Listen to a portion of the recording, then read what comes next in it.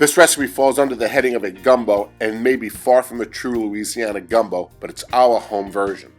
We start with 2 roasted chickens from the grocery instead of cooking a raw chicken because it gives the gumbo more flavor. The first thing we do is separate the meat from the carcass and cut the meat into strips.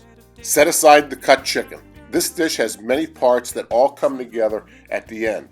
The next part is to start making the stock.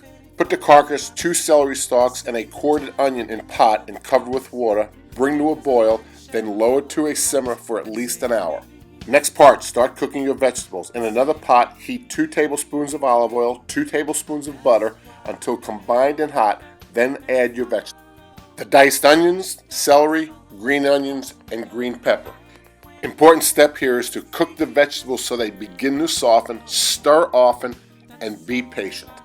Back to the stock. After it has cooked for about an hour, strain it and put the liquid back on the stove to simmer until we need it. Once the vegetables are cooked and have softened, add the garlic. Continue to cook until the vegetables are soft but not mushy.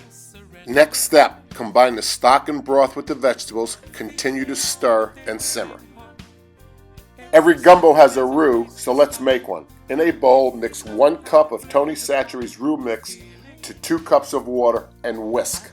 After the roux is thoroughly whisked, gradually add it to the pot and once again, mix thoroughly and continue to simmer. From this point, continue to cook, adding 1 tablespoon of Tony Chachere's Creole seasoning at a time until you have made it as spicy and as thick as you want. There are no rules from this point on. Cook, taste, and spice to your desire. After you have the taste you want, add the chicken and cook long enough to get the chicken hot. Cook some long grain rice and get ready to serve.